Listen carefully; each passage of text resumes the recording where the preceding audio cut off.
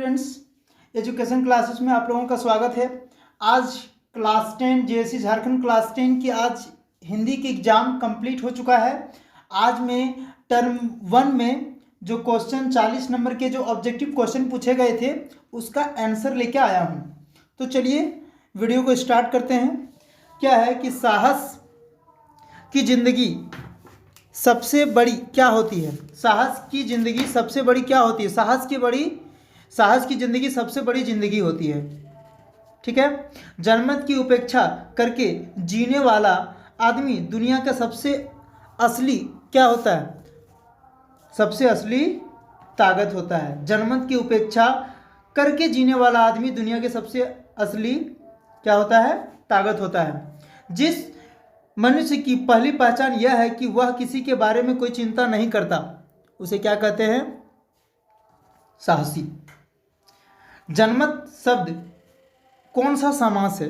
जनमत शब्द कौन सा समास है? जनमत जन्म से ही, जनमत जन्म से ही, यह कौन सा समास है? यह तत्पुरुष समास है।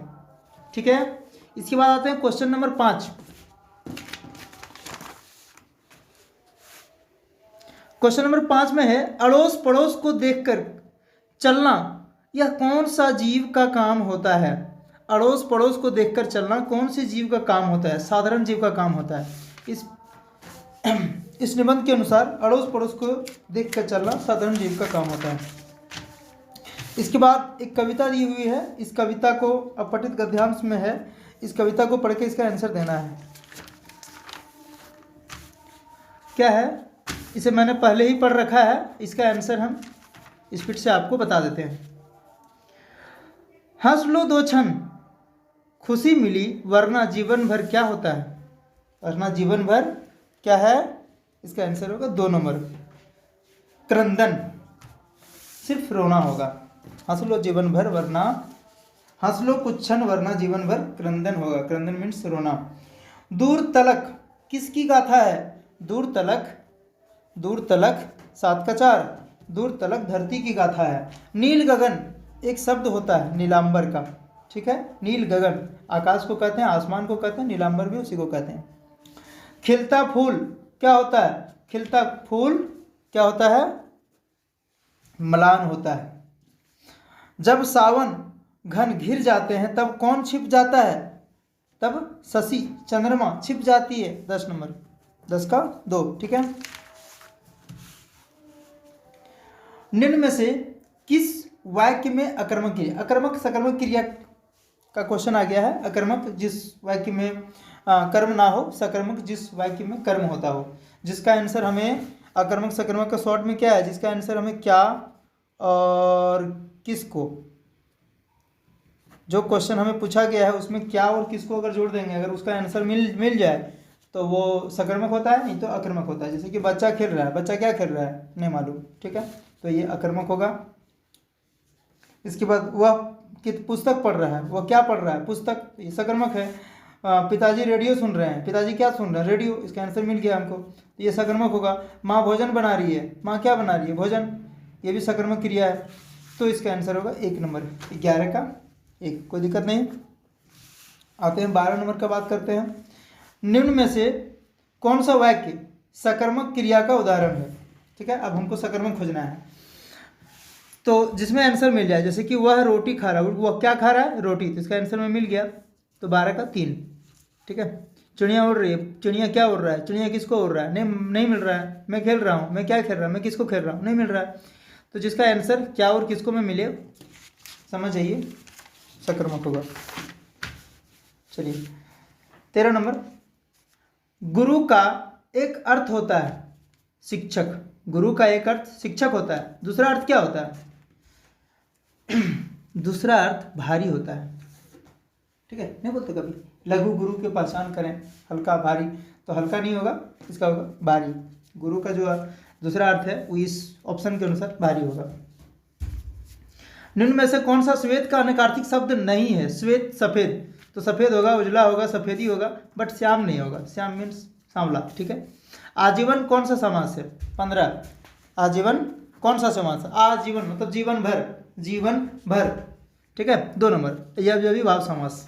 आजीवन या अव्ययीभाव समास है, ध्यान दीजिएगा। रचना के आधार पर वाक्य कितने प्रकार के होते हैं, एकदम वेरी सिंपल क्वेश्चन। रचना के आधार पर जो वाक्य होते हैं वो 3 प्रकार के होते हैं, सरल वाक्य, मिश्र वाक्य और संयुक्त वाक्य, आप सभी जानते होंगे। तो 3, मेरी इच्छा है कि मैं डॉक्टर बनूं, 17, मेरी इच्छा है कि मैं डॉक्टर बनूं, ये मिश्र वाक्य है, की जुड़ा हुआ है, ठीक है। पिताजी के द्वारा अखबार, चलिए थोड़ा आगे कर देते हैं, ठीक। पिताजी के द्वारा अखबार पढ़ा गया, 18 का 2 कर्मवाच्य है। कौन सा वाच्य है बोला, हमें पूछा गया है कौन सा वाच्य है, ये कर्मवाच्य है, देख लीजिएगा।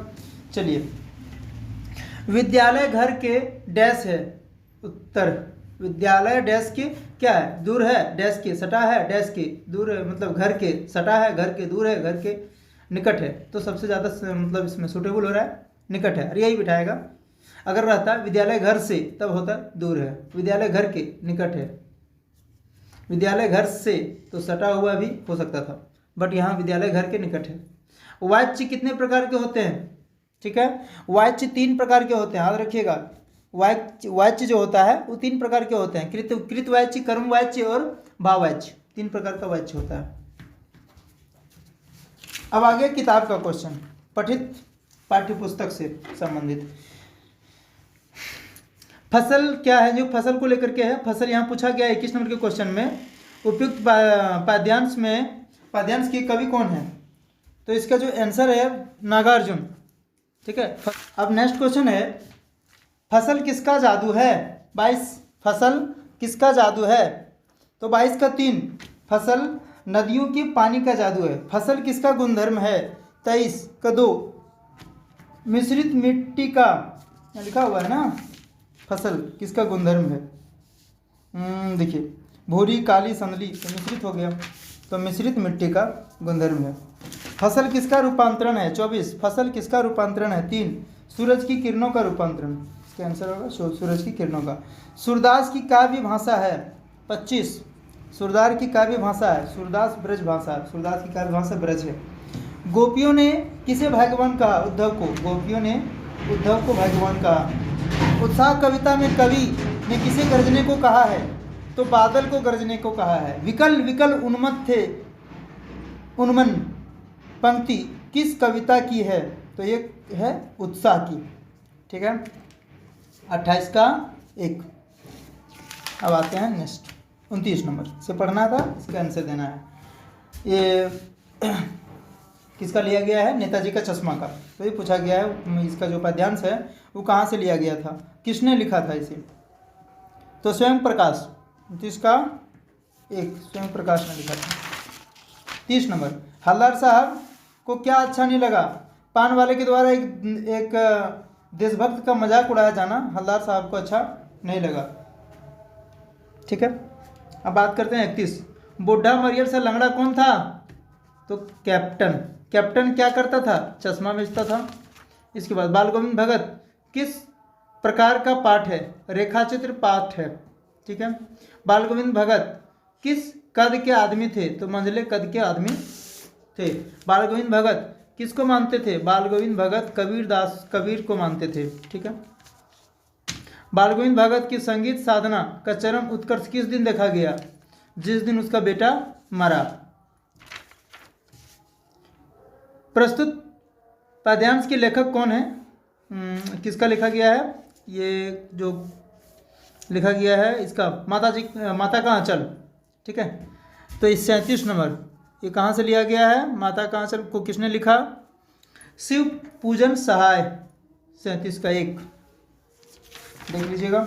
इसके बाद कड़वा तेल किसे कहते हैं, ये कड़वा तेल हम लोग सरसों तेल को कहते हैं, तो कड़वा तेल किसे कहते हैं, सरसों तेल को कड़वा तेल कहते हैं। लेखक की माँ काजल कहाँ लगाती थी, लेखक की माँ नाभि और लीलार में काजल लगाती थी, 39 का 2, ठीक है। लेखक